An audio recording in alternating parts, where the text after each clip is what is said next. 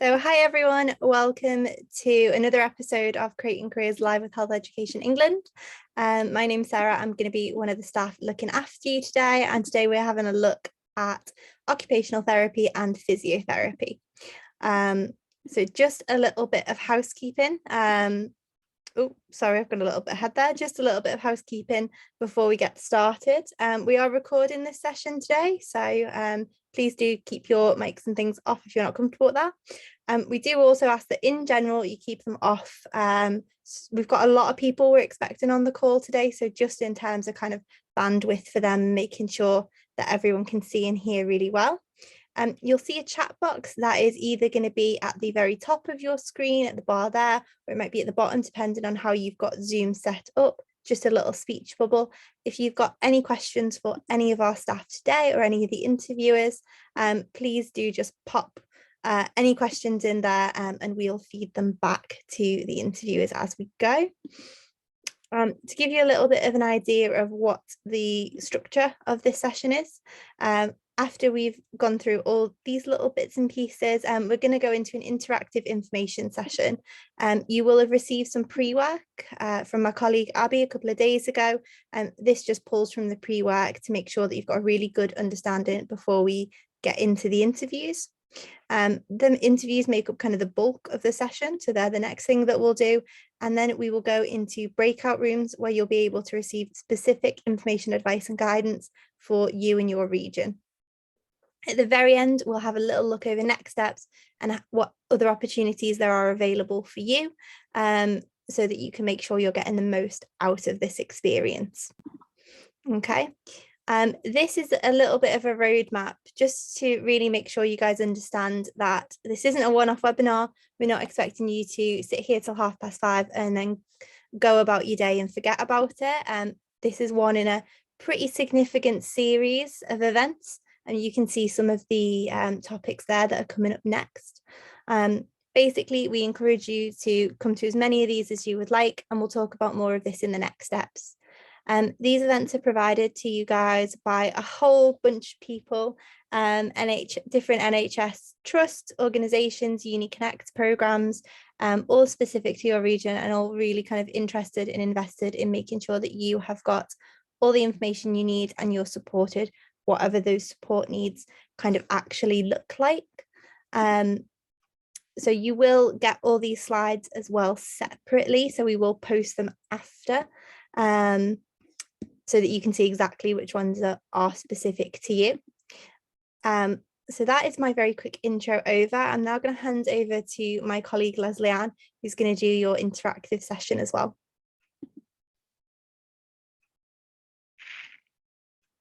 Hi Sarah, thanks for that. So I'm just going to share my screen and we'll get everything up ready for this session. So I'm hoping that you can all see that full screen presented. Can anyone just give me a shout out if there's anything incorrect with that? We can see it. Brilliant, thank you Sarah. So we're going to make a start then. So this is based on the pre-work, as Sarah said. So before the session, you get some pre-work to make sure you understand as much as possible before the Creating Careers webinar, to ask thoughtful questions and digest everything that is on offer. So we just want to use this quick quiz now to basically give you some feedback on that pre-work. Have you understood all the key concepts? And if you weren't able to do the pre-work, this gives you an opportunity to catch up. Now get as involved as possible, please. The more you put in, the more you will get out. No one is keeping a track of any quiz scores or anything like that. We couldn't even get that info. Your cameras are off, your mics are off, so you've got nothing to lose in engaging as much as possible. The more you share, the more that helps everyone on the call. Okay, so to start off, I want to test, are we all clear the difference between occupational therapy and physiotherapy? So how we're going to do this is around a true and false. It's going to follow 4 true and false questions. You will get a ping, a poll will come up on the Zoom, and it will ask you to answer each question true or false. So our first question we're going to tackle, that should be coming up on your screen any moment. Physiotherapists help you to carry out everyday tasks if you are having difficulties. So what I'd like you to do, click true, false, submit your answer, and then if anyone would like to explain why they've chosen that answer, pop that in the chat for me. So physiotherapists help you to carry out everyday tasks if you're having difficulties. Okay, so make sure you're putting your answers up there. Sarah, can you, I can't actually see the results, I can only see the question. Yeah, of course. So it's tying most of the time, but true is winning out by just a small margin. Oh, okay, a very small interesting. margin. Thank you very much, Sarah. Interesting to hear. So let's go on to our next slide then. So the question was, physiotherapists help you to carry out everyday tasks if you are having difficulties, right? Now, this is what I wanted to address with you, the difference between the two roles. Now, there will be some crossover, and I'll let the experts go through that with you, so I don't want anyone telling me off saying there is crossover. We understand that, but just from a simplistic point of view, just to start you off in the difference between the two jobs, occupational therapists aim to improve your ability to do everyday tasks. So the question was false, right? If you're having difficulties, so an occupational therapist will help you carry out any tasks such as work tasks or home tasks, maybe getting up the stairs or getting in the shower. That's what the OT is there to help you do. In the pre-work, we have a link to an NHS site which spoke about an occupational therapist who worked with wheelchairs, supporting people with carrying out everyday tasks using wheelchairs. Okay, physiotherapists, on the other hand, mainly help restore movement and function when someone is affected by injury, illness, or disability. It can help them also reduce risk of further injury or illness. So just on a basic level, OT, occupational therapists, you're thinking about them helping you do everyday tasks. Physiotherapists, they're looking at your movement, how your body moves. Okay, so our next question. Physiotherapists, excuse me, work very closely with occupationalists, true or false? So true is winning by a mile, Leslie-Ann. We're on 20 out of 20 people, 22 out of 22 that are all going with I'm pleased to see that. Thank you very much. Yeah, brilliant. It is true. Physiotherapists work closely with occupational therapists, and I probably gave you a clue earlier by saying that there may be some overlap in the role. Physios also work very closely with nurses, doctors, psychologists. They also work on intensive care. They can help with lung function of students, of patients that are in intensive care. So both physiotherapists and occupational therapists work with lots of different job roles within healthcare. So our next one, you must work for the NHS to get a job in physiotherapy. Is this true or false? Okay. You have to work for the NHS if you want to be a physio. National Health Service, do you think that's true or false? False is winning by a mile. We've got 23 people out of 25 that have gone with false and just a couple for true. Fantastic, wonderful. So yeah, in general, the consensus is right. It is false. You can do all kinds of jobs from all that employers, not just the going to be a physio. You could be a private physiotherapist working for companies like Bupa rather than through the National Health Service. And there are also a lot of jobs within sports where you can work for physio as a physiotherapist. For example, you could work in Premier League and football. I know Stephen Gerrard as a physiotherapist who he absolutely loves, who he said kept his body together for 10 years, and he actually brought him over to work with Rangers with him when he was managing Rangers. But sorry for the Stephen Gerrard reference. I know not. We've got the Northwest here, so not too many Liverpool references. Not everyone here likes him as much as I do. So the next question, we're going to go on to our last true or false quiz. Occupational therapists work with people who have mental health issues. What do you think about that? When do you think if you're an OT and you're helping people do everyday tasks, do they work with people with mental health issues? True or false? So we've got true winning by a pretty significant margin, just a couple for false. So we've got 21 out of 24 people have gone with true. Fantastic. It is absolutely true. Occupational therapists will work with people with mental health issues that's stopping them carry out everyday activities or work activities. They also work with people with learning disabilities, maybe elderly people, on how to navigate their homes, get up the stairs, get in the shower. So that's absolutely brilliant. So that ends the first round. So hopefully after that you've got a stronger idea of the differences between the two roles, and obviously our interviewees will go into some more detail for you about that. So our next point Now, any job you get within the NHS, you are going to have to show that you share the same values of the NHS. It's called values-based recruitment. So your belief in something, your belief on how you should live your everyday life, you have to show that you share those values and beliefs with the NHS. If you don't, you're not getting hired. So within every pre-work session, we have this page that helps you look at the different values and practice whether you have those same NHS values that are needed for the application. Now, I'm not going to focus on that too much now, but just know it is there and it is very important that you look at it. And something I want to concentrate on is skills. So I did a careers recording not so long ago with a physiotherapist in Liverpool. He works for Merseycare, and he told me that one of the most important things he feels in his job is to have strong communication skills. So I want us to concentrate on that for the second part of this session. So I want you to tell me, what do we mean by communication skills?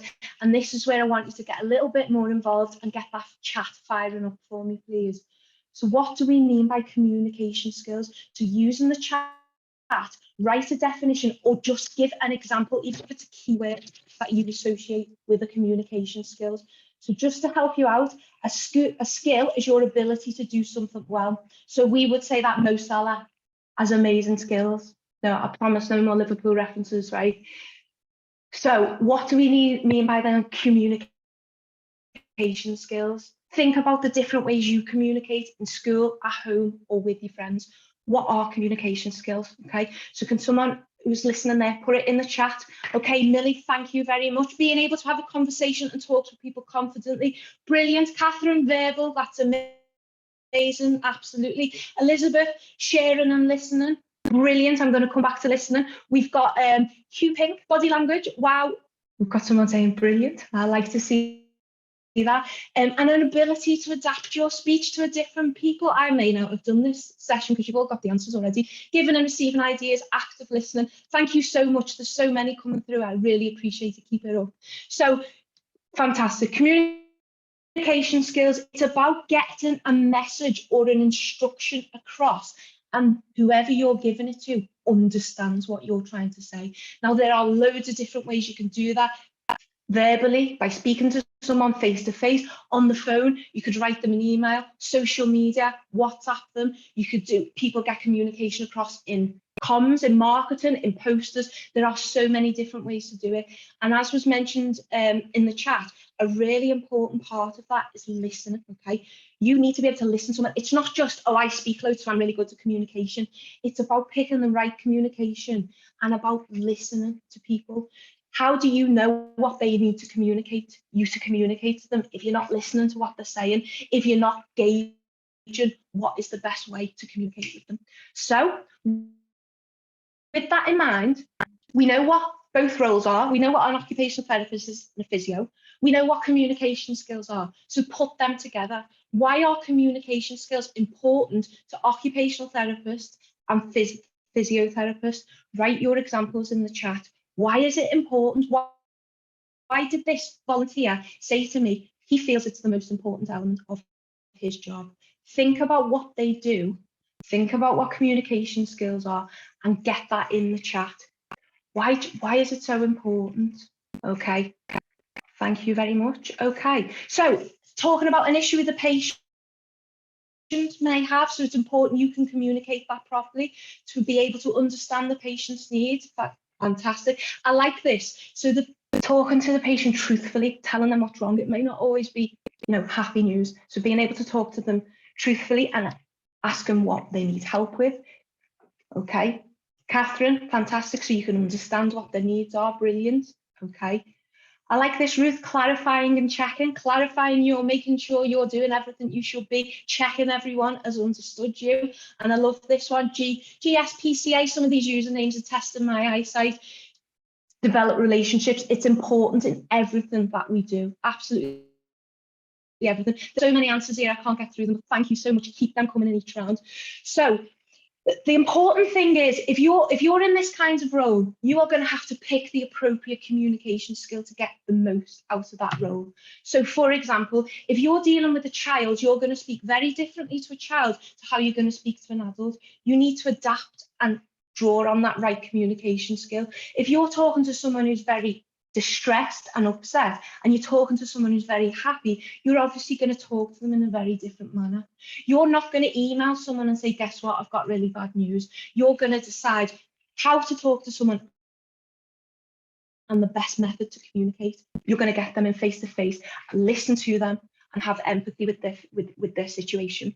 But also, so don't forget, physiooccupational therapists, they work in teams, they have colleagues, so they need to use them with their colleagues too. If you're managing a team or you're working with a team, you need to make sure everyone knows what they are doing. You need to communicate that to them. Everyone knows what their task is. You need to make sure they know when they've got to do their task, and you need to know how. So you, and again, listen to them, listen to their problems. So there are lots of different ways that the physios and the OTs draw on those communication skills. So it's so important, if you are interested in this career, that you really think about your own communication skills. That is what's going to stand you apart in any applications, to show you've got what it takes to carry out that job role. So what can you do to develop your communication skills? Anyone got any examples for the chat? Think about your school life, your home life, your after school clubs, part-time work, voluntary work, socialising. What do you do in your life that help you practice your communication skills? So if you were perhaps applying for any of these kinds of roles and you didn't quite have direct experience in those jobs, what can you still do to show you've still got them skills? Okay, and see the chat pinging, I absolutely love it. Thank you so much. Right, so we've got keep on talking to different people, old and young. I love that you've just taken on what we've said. So different types of people and how you adapt, how you communicate with them.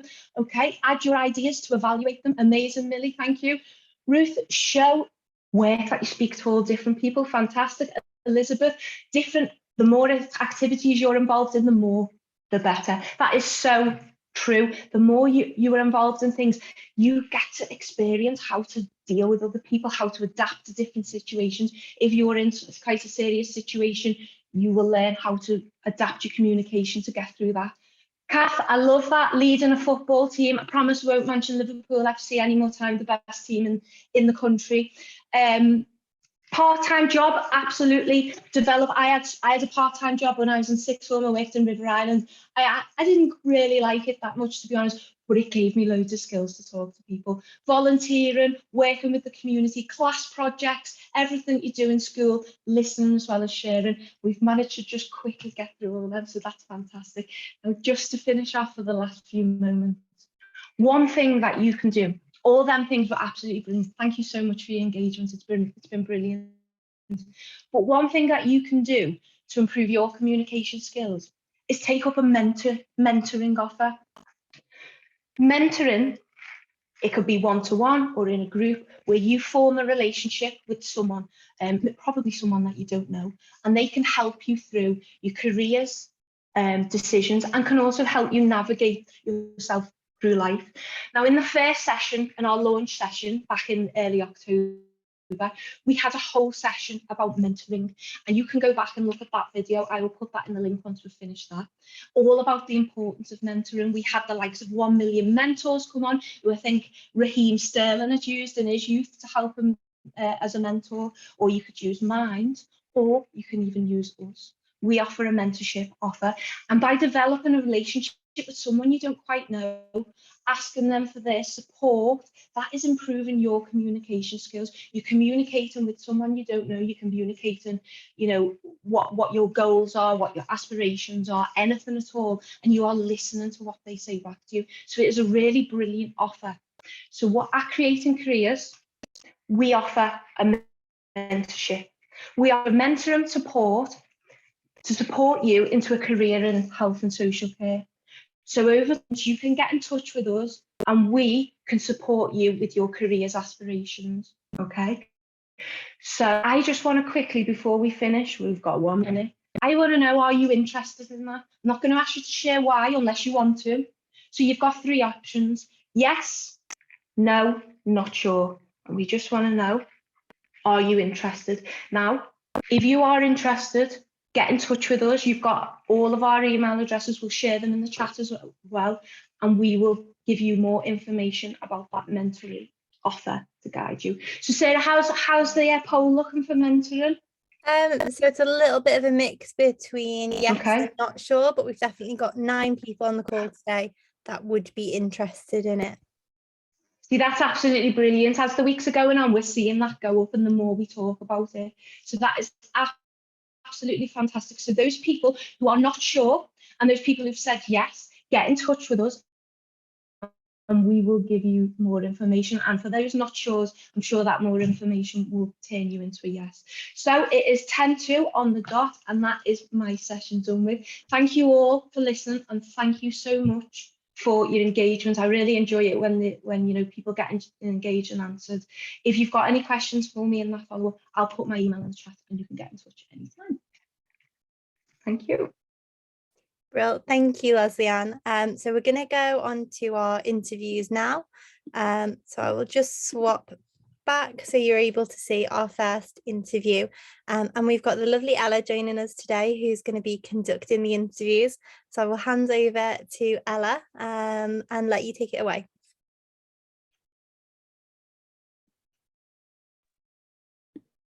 Right. Hi guys, my name's Ella. I am a former mentee of Health Education England. Leon was actually my mentor not too long ago. Now at the moment I'm doing anatomy at university, and I also work part-time for the NHS, and I'll be interviewing Katie today. You ready, Katie?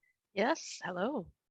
Right, okay. We'll start off basic then. Would you be able to tell us what your job title is and a bit about what your job entails?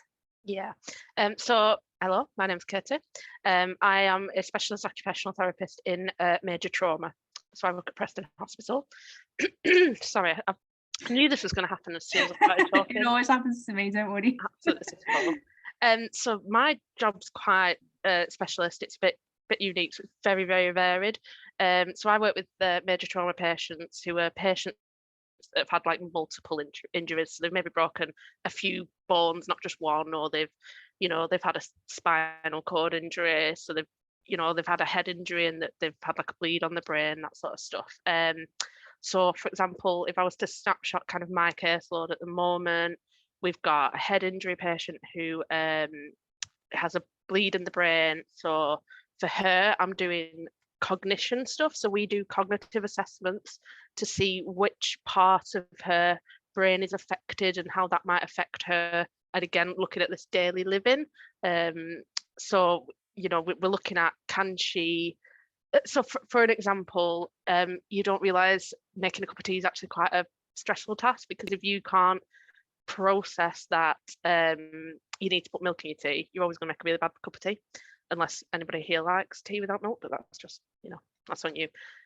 So we do stuff like that. We do those sort of assessments. I've got a patient with a spinal cord injury, so he unfortunately will lose his lower limbs. So that's things like your wheelchair assessments, things like, with him at the moment, we're working on hand function. So he wants to be able to feed himself, and he can't do that at the moment. So it really is a varied role in that kind of work. So that can be looking at, so we're using splints to help him kind of feed himself. So around his wrist, we've like splinted his wrist. And we might use aids or adaptations. It was interesting actually with your true or false thing, about the thing about how closely we work together with physiotherapists. So what I'd kind of always say is, like, the physio is the very they're more the technical people. They'll use biomechanical and big fancy pants terms, so they'll get the movement back, whereas I'm looking at, literally, he wants to feed himself, so that's what I'm working at. But we'll work together usually in those sort of sessions, because they'll be looking at the actual movement and I'll be looking at how we might adapt it to be able to, so that the patient can feed themselves. And also on the mental health issues, so my first role was working with people with mental health and learning disabilities. My physiotherapy colleague has just walked in actually. Renee, don't get involved. Sorry about this. So I worked with people to get them back to doing things they loved, and that could be things like cooking, cleaning. No. Okay. 1 second, my physiotherapy colleague is just trying to interrupt.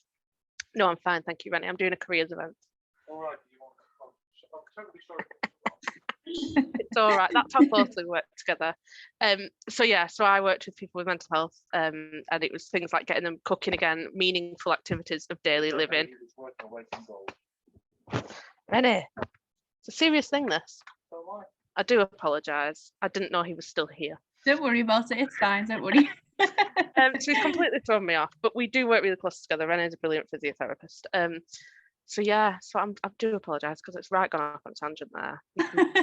No, it's Blame great. Renee. It sounds to me that it seems like quite a holistic role. It seems like you look at quite a few factors and you've really focused on building those strong foundations for patients so that they can just do the basic things that we all probably take for granted, like you say, making a cup of tea. Yeah. And that is really go ahead, Jo. we're really holistic. So we look at what we tend to look at is cognitive, so can you process things, then we'll look at your mood, does that affect your ability to do things, because you'll know yourself when you're feeling a bit depressed, you don't want to do things, and that's perfect. That's a totally normal sort of thing. So we'll look at how we can maybe do that, and then we'll also look at your physical aspects and how we can maybe look at how you can do things, because physically, again, going back to making a cup of tea, you might not be able to lift a kettle. So there's all those sort of things that we would look at. Yeah, amazing. What got you into that type of career? Like, what would you say your pathway was? What qualifications did you have beforehand?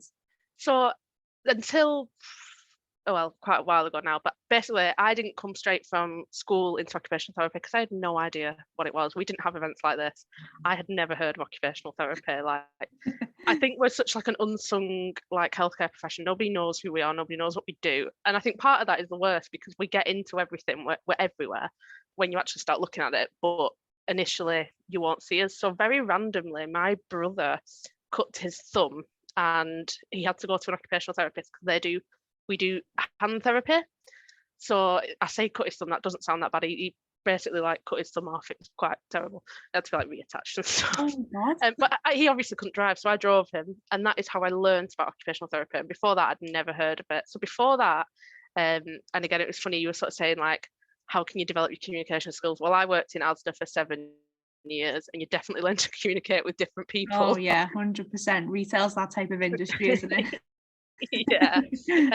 So I definitely learned how to sort of communicate with different people and things. And then, so to actually get into this, I didn't come straight from school. I had a previous degree, but what I did was I started shadowing OTs. Now I have to say that's not actually possible at the moment because of the COVID restrictions. But I just spoke to them about what their job entailed, what it was, and then I applied, and very lucky to get on a course, and then I've never looked back. Oh, perfect. Yeah, brilliant. Oh, amazing. Yeah, definitely. So you've touched on the fact that you work with major traumas. So would you say that your typical day is quite varied? Yeah. Or would you? Yeah, definitely. Yeah, definitely. Never the same.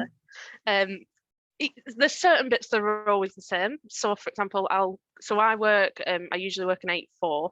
Obviously I've stayed on a little bit late tonight to do this presentation, but so I come in at 8 o'clock and we go straight up to the ward and we do a handover, and you'll do that with your nursing staff, physiotherapists, and then because I work on major trauma, we also have psychology staff present in the handover. So that's the same every single day.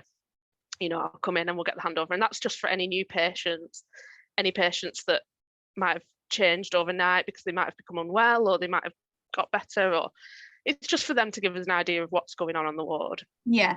And then there's just an awful lot of autonomy in my job because the way we have to prioritize things is obviously so different depending on what we've got in caseload wise.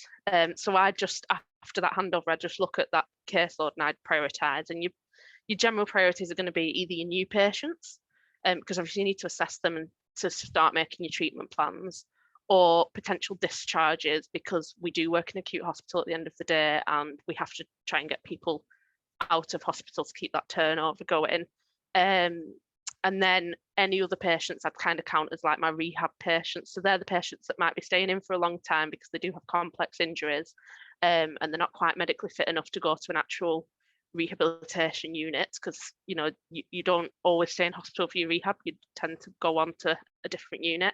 But yeah, I have just a very varied day. Today I've done quite a lot of joint working with the physio. Just again, that's just based on the caseload we've got. There are other days I may not see a patient with the physio because our caseloads I'll be looking more at like cognition. So obviously I don't need a physiotherapist to start looking at somebody's cognition, or I'll be looking at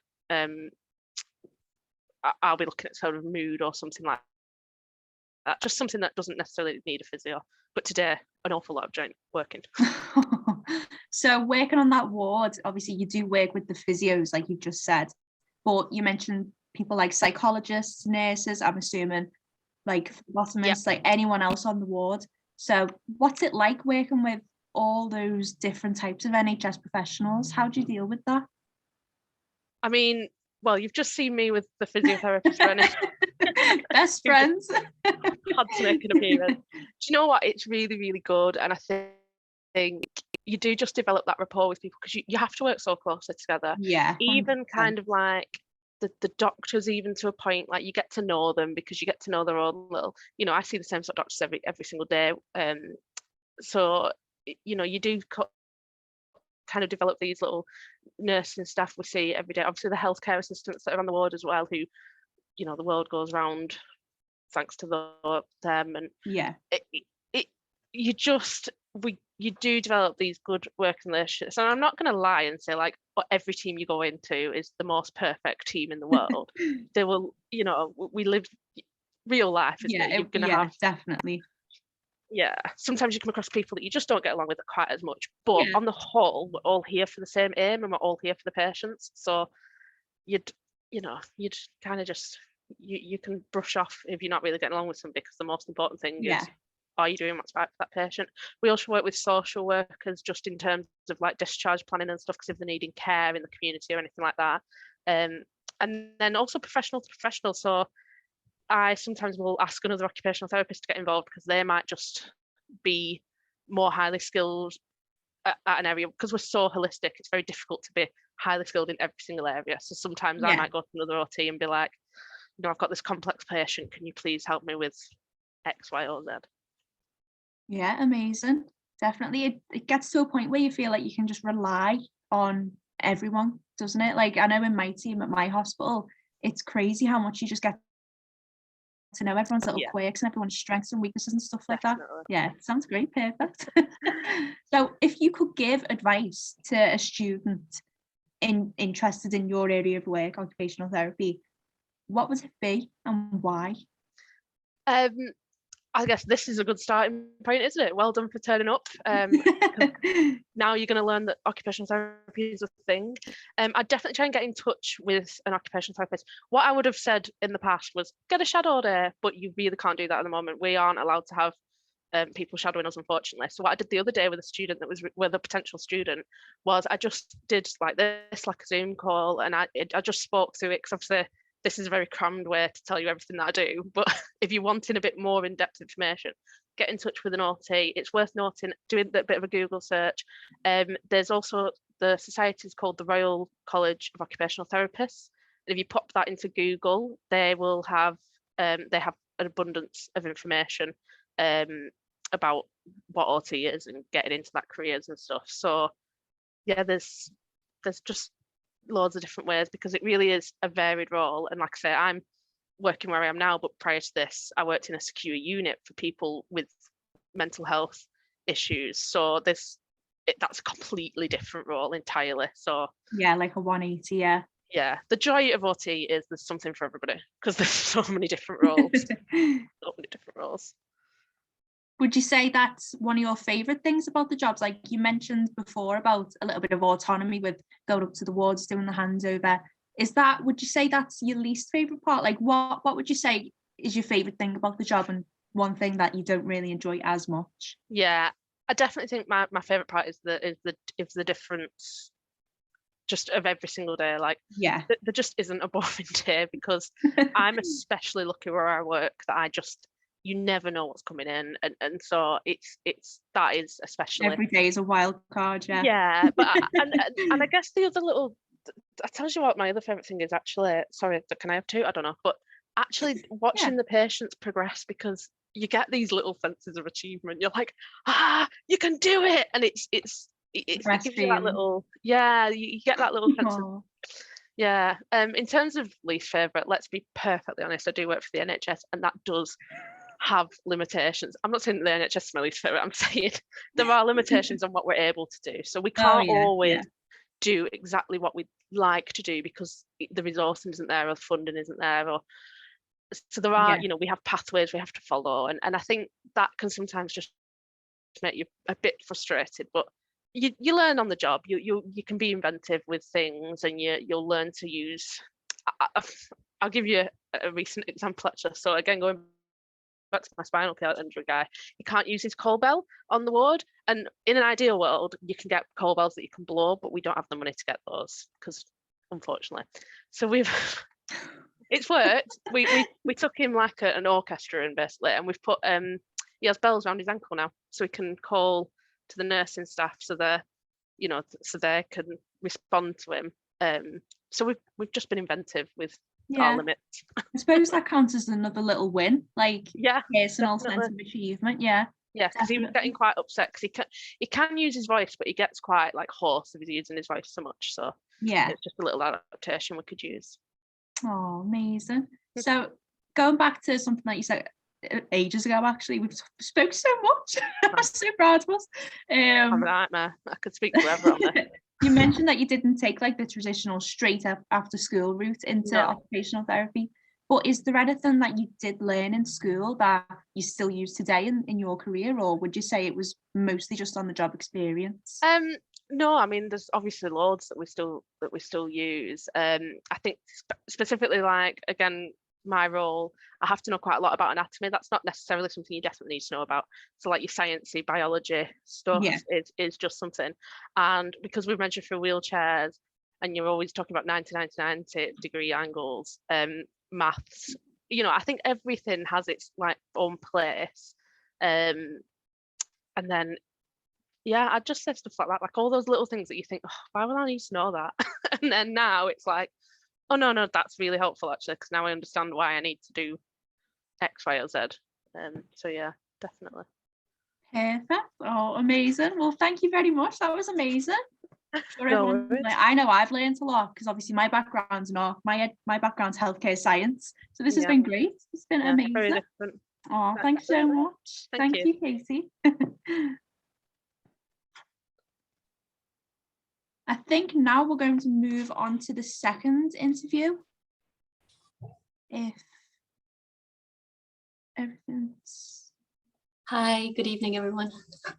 Hi, nice to meet you, Ella. I don't think you can see me yet, but I can see you, yeah. You can you see me? Oh, I feel like I look like a bit of a ghost face at the moment, because my light is so bright. There we go. Good evening, everyone. Hi. Hi, Ella. Hello. So may as well just go straight into it like we did Katie. We'll start off with the basics. Sure. What is your job title, and what would you say that job entails? So hi, everyone. Thanks for joining.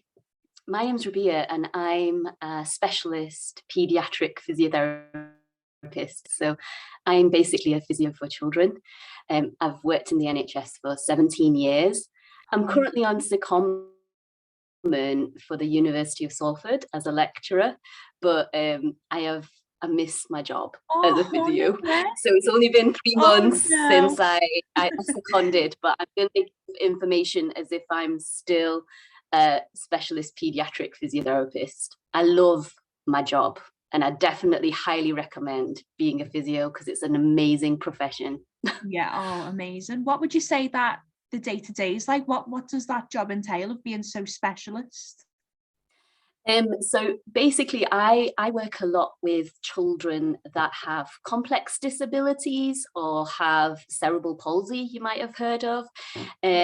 My main role is to get them into mainstream schools. So if they've got no learning disabilities, but they've got physical disabilities, my job is to get them into school, assessing the environment, making sure that they're okay in the environment, but also making sure that their joints and their walking and everything is basically optimum.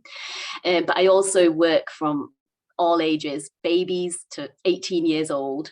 But my background, I've got a very varied background of working in all different areas. There's so many areas of physio. You could go into anything from sports to hospitals to anything really. So I think I've got quite a varied background, and my day today is packed with just seeing patients. It's very different. I work part-time, so it's very flexible. I drop my kids off in the morning, I go to work. I will have a patient waiting for me in reception. I will continue seeing patients and doing notes until like 3 o'clock, where I dash out and go pick my kids up. So it is constant, non-stop, very physical, very active. You don't sit down in this job. You have to keep moving. You will be going from visit to visit. You might be visiting a school, which is what I do. I might be in clinic. I might have to go and visit someone at home. So it's just non-stop. So if you like a physical career, then I'd definitely say be a physio. But if you want a desk job, this isn't the job for you, really. Yeah, I feel like when people think of physio, they think of when you break a bone, that's the person you'll go and see. You just sat in a little office doing little movements, so and so. But it's just crazy to think about. No, actually, you could be, like Leslie Ann said, in the Premier League as a physiotherapist for the footballers, or like you going into schools and helping kids as young as 3 or 4, even down to newborn. You can crazy, isn't it? There's so many you can work with elderly people, you can work with babies. So I worked at the Children's Hospital where I was on PICU, or I rotated. I worked with children with cancer, I worked with children with burns. You know, there's just, it's endless, your possibilities of where you can work, and that's what I kind of love about physio. Yeah. There's so much variety and it's so physically active, and no day is the same. Every day is different, basically. And you just have to you're always thinking, it's not boring. Perfect. Oh, amazing. So what got you into that career? Like, was it straight from school, or was there a certain pathway that you followed down? I honestly wanted to be an optometrist, and that was just because of my interest. But then I did a work experience, so I was fortunate to do a work experience, and it was very boring. I found it really boring. I was like, I can't do this for the rest of my life. Oh, no. So I was scratching my head. I didn't know what to do. So then I discovered physio. I did work experience, and my mind was like blown. I was like, wow, this is amazing. Light bulb moment. Wow. Yeah, and it was a light bulb moment, because I saw loads of different physios working in different areas, helping people get better. And I was just like, this is an amazing profession, and this is what I want to do. And from then on, I did my A-levels. So you have to choose one science subject. It can be anything from biology, physics, or PE. So I did A-level chemistry, biology, and psychology. You don't have to do an A-level. You can go in with a BTEC national diploma, but you need a distinction merit. Basically, you need 128 UCAS credits to do physio. I just straight away went from college. I did my degree, which was 3 years at Manchester. It was University of Manchester at that time. And it was a lot of anatomy, a lot of physiology. It was quite intense. You learn pretty much all the muscles and the movements of the body. Yeah, I study anatomy myself. I completely understand. It's a lot. But if you love that thing, which I like it because it's just amazing, you know, then you will enjoy it. You'll find it very exciting. You can't wait to learn the next thing. It doesn't even feel like work, does it? It just feels like like just constant stream of just wow. That's it. I think that's what our students are going through. So you learn a lot of anatomy, physiology, and then you also have a lot of clinical based placements. In the first year, you'll do like 2 weeks. So that is where everything comes together, and that's where you get all your practical, clinical based skills, and you put them into practice, and you see the job in whole. So I think that I loved being at uni. It was the best time of my life. I made a lot of friends, but also I liked the degree course and learning about the human body. It was a very physical course. We did a lot of practical sessions. So there is a lot of undressing and looking at surface anatomy. And I'm a Muslim, so we're not allowed to show bits of our body. So it was okay. I was okay to go behind a screen and work with a female partner, and that was perfect. Everything was accounted for. I say it's something that I've not regretted, and I really love my career at the moment. Oh, amazing. So a typical day, completely varied, no 2 days are the same, every day a wild card type thing, on your feet, physical, amazing, perfect. So when you say it's so varied, obviously that means going into schools, working in the hospital, on wards, in offices and things like that. You come into contact with a lot of professionals in that sense, not just NHS, but across the board, like school professionals and everything. How would you say that you work with them? How is communication something that you'd say is at the top of the charts when it comes to being a physio? Yeah, I think for patient care and to be able to make that patient better, us working on our own is not going to get you anywhere, especially if that patient's complex or has different problems. The only way you're able to manage a complex patient is by working as a team. Yeah. And that's the way you deliver excellent patient-centered care. Yeah. You can't. Patients come first, don't they? Yeah. Teamwork comes first as a physio. Really, you're relying with each other. Working on its own doesn't work. We know that. So you have to be able to be confident in your speaking.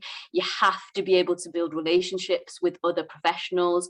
I work very closely with the occupational therapists, definitely, and the orthotists. I don't know if you guys know what an orthotist is. They make the splints.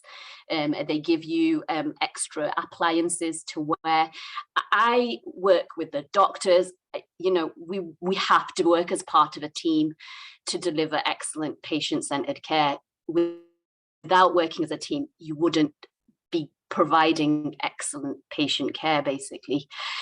Yeah. So there's loads of barriers to working in a team, but you have to try it. Yeah, you have to try and overcome those barriers. It might be you can't get them, you can't get through to someone on the phone. You might have to, There's nothing worse. So working it with children, you have to work with like social workers sometimes. Yeah. So child safeguarding is really important. So I cannot. So I will have to speak to a social worker if I've got concerns about something, and that might mean having to phone the social worker 5 million times to get that important information through. So that is paramount in working as a physio.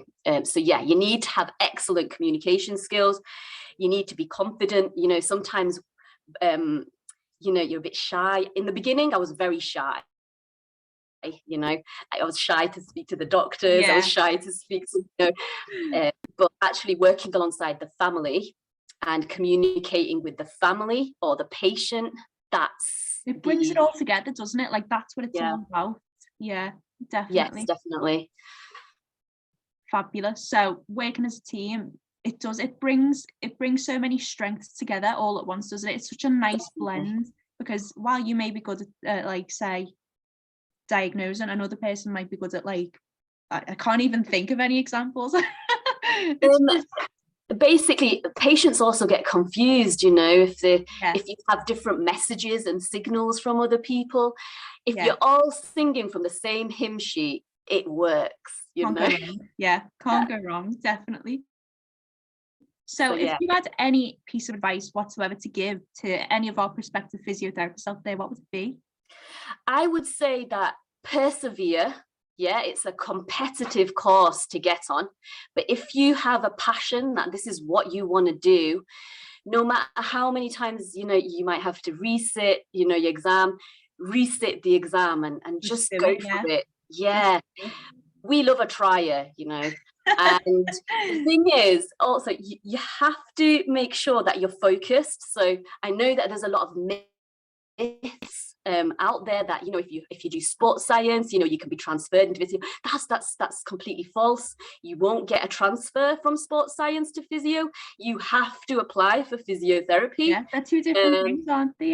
Yeah, and so I would say if this is something that you want to do, go for it. Yeah, it's an amazing career, but you will have to work hard, and it is a physical job which you will love. There's so much satisfaction from working as a physio.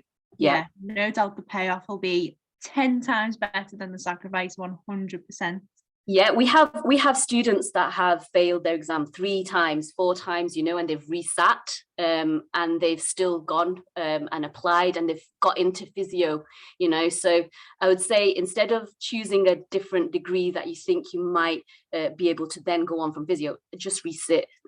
Yeah, it's like driving tests, isn't it? Everyone says the people that don't pass first time are the best drivers because they've got that resilience. They've got it's a no-brainer, isn't it? Just do it. Just keep doing it. Yeah. Definitely. Yeah. We've got a few questions in the chat as well. And then I'll wrap up after this. Elizabeth said she's planning on taking PE, psychology, and something else for A-level, preferably not a science. Would that be okay to become a physio? Brilliant. Yeah, PE would be classified as one of the science subjects, so that's good. Yep. Perfect. And Catherine says, what would you suggest to do after high school in order to become an occupational therapist? That might be more suited to Katie.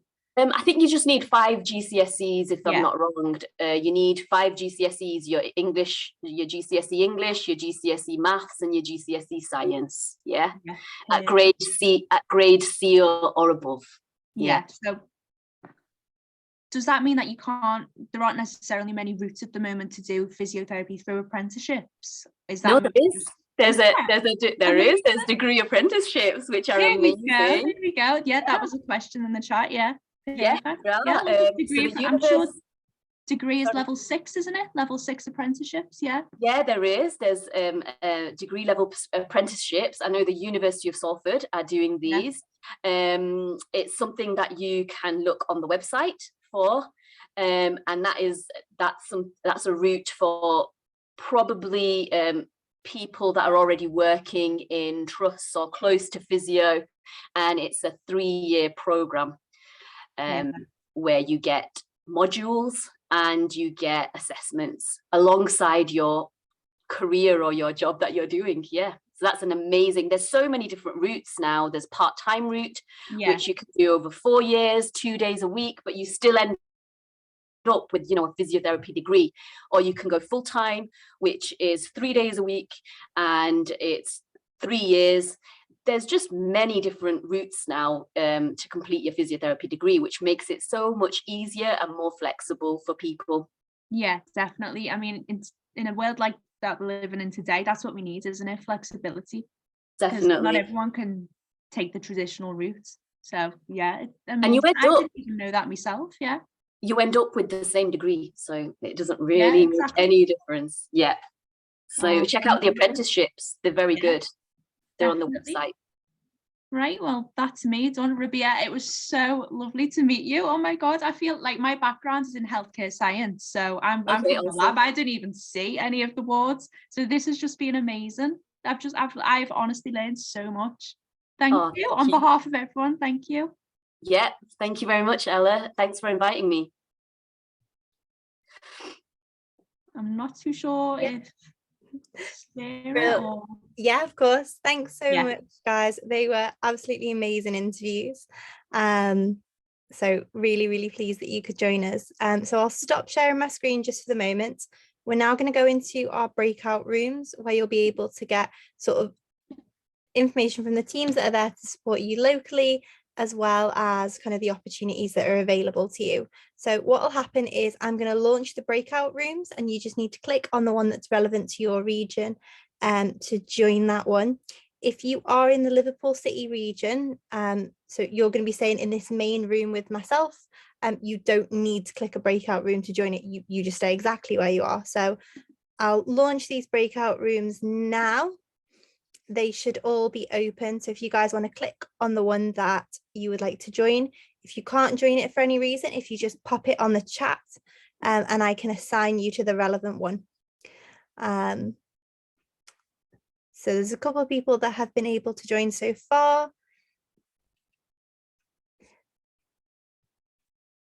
And if you just let me know if you've got any issues with joining the breakout rooms. Are you able to see them all okay?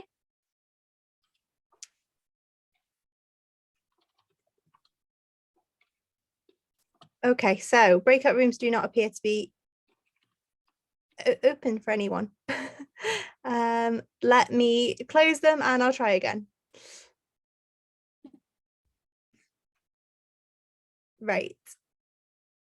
Is anyone able to see the breakout rooms now?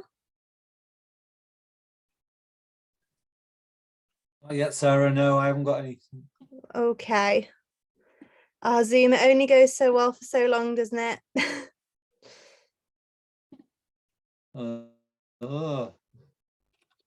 Okay, so maybe people start putting questions in the chat, and we can shoot through for each of the areas, and we can do it that way because we're running out of time, aren't we? Yeah, it's coming up that they're in progress to me, so I'm not really sure what options we've got with that one. So if anyone does have any extra questions, and myself and the other Uni Connects can try and answer them in here. Okay, so we've got one question from Siemens S about what class you need to choose for occupational therapy. Could you let us know what you mean by class?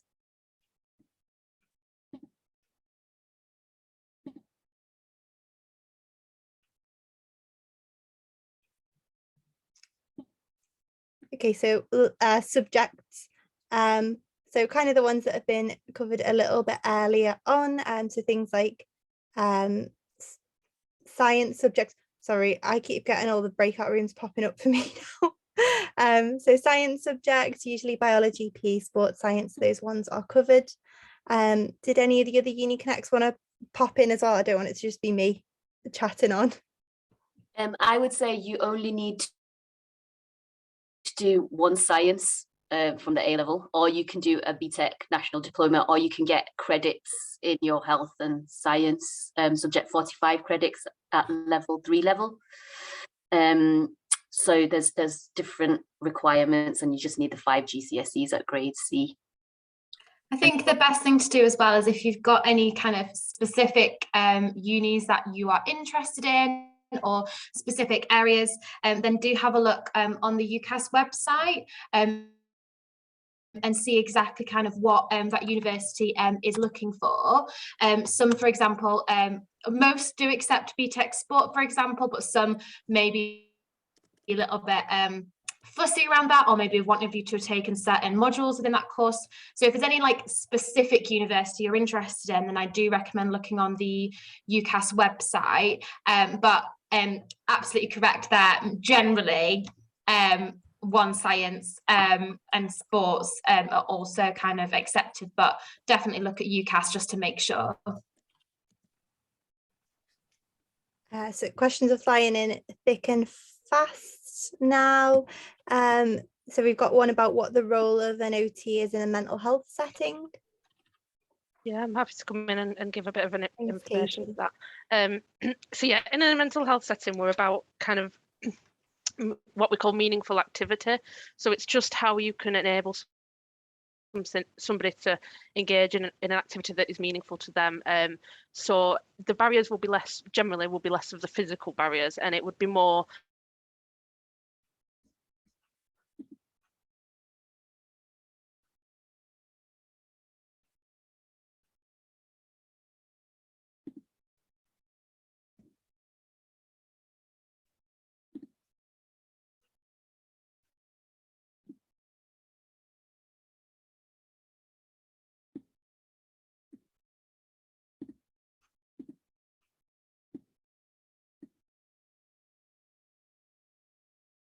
ask the question.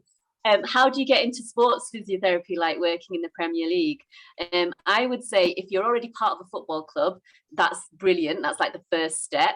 You might want to approach, if there is a physio, there might not be a physio for that football club. You might want to approach them and see if they can offer you some experience. They might not because of COVID, but what you should be doing is you'd have to do a degree in physio and then seek experience within the sports sector. That might be a sports physio clinic, that might be a sports physio club. I know that some universities have professional PFA associations with football clubs. So I know that University of Salford also have good links with Man City. But I think MMU have good links with Tottenham Hotspur and Manchester United. So you may have an opportunity to do work experience in those clubs whilst you're doing your degree. And that'll be an excellent opportunity to kind of get your foot in the door, but also have some experience in football physio. Once you finish your degree, I mean, you might have to do some private physio and then seek job opportunities. But a lot of our students, they do go on to working in football clubs. They might be working with the academy to start off with, or the under-16s, and then build themselves up. But I definitely say if you're part of a football club or a rugby club or any kind of sports club, see if they've got a physio, and then see if you can just chat with them or get some work experience. They might not give you work experience, but having a chat with them would be very valuable too. Is that okay?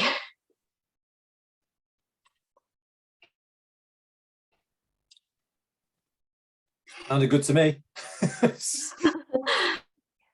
We have got quite a lot of questions in the chat around work experience in specific groups, which would be quite lots about job opportunities and graduates and things like that. Just so we don't keep you guys for kind of the whole evening, when you get your evaluation forms after this event, there's a box where you can add any additional questions. So what we can do is collate those, get responses to them, and then send them directly out to you as well, which might be a little bit easier. And there are obviously some links in the chat. They will all go in the Google Classroom, if that's okay with everyone. So did any of our speakers or anything want to add any last bits, or I'll close up? Just really quickly, there's loads of job opportunities in OT and in physio if you're willing to just look around on that one. But also thank you for having me, and I'm sorry about the interruption. Yeah. No, don't worry, thank you. I would just say, Sarah, just in relation to obviously work experience and volunteering, there's lots of opportunities, and go on the Google Classroom and have a look there. But also, it doesn't necessarily have to be specifically in health and social care. There's a variety of ways that you can demonstrate your values, behaviours and attitudes by doing a variety of volunteering opportunities, and also looking online at the variety of different sessions like this that are available to you as well to build up your personal statements. Yeah, brilliant. So I'll do our closing steps really quickly because I know we've run over. Essentially, this is recorded. It is available on demand along with all the other webinars that are part of the series. So they're all on the Liverpool City Region Careers Hub YouTube channel. And you will receive a link in an email that you'll get in a couple of hours, which will basically go through all of this with you. You'll have the link to the YouTube in there, and the video will go on in a couple of days. Also within that, you will receive a post-work booklet, which allows you to kind of reflect on these careers, whether you were interested in them, what else you would like to know. And that's really helpful for you to look back on when you do get to applications or anything like that, which my colleague Leslie Ann's put together. We really encourage you to spend 5 minutes completing the roadmap. The students that did it last year on the first series of this said they found it really helpful when they were making their decisions. You'll also get your evaluation where you can pop in any questions, and again we'll put that together in a follow-up document, as well as all the ones that are in the chat that maybe nobody got to today. And also in that evaluation you've got the opportunity to request a one-to-one follow-up where a member of staff from the Uni Connect for your region will get in touch and answer your specific questions and see what you kind of actually need help with or what advice you need. The Google Classroom's been mentioned a couple of times in the chat. Again, the link to that will be in the email. We really do recommend you join it. All these resources are in there, all the links are in there, as well as for all the other webinars that have happened as well. And just to reiterate, this isn't a one-off. There are loads of webinars that take place next year. We are about to have a Christmas break, but they pick up again second week of January. So you'll get the link. Please do have a look through. And even if you think, I'm not too sure if that webinar or that career is something I'm interested in, but it sounds like it might be, come along, find out a little bit more, and hopefully you'll get something out of it. So that is everything for me. Thank you guys so much for coming along, and have a lovely evening.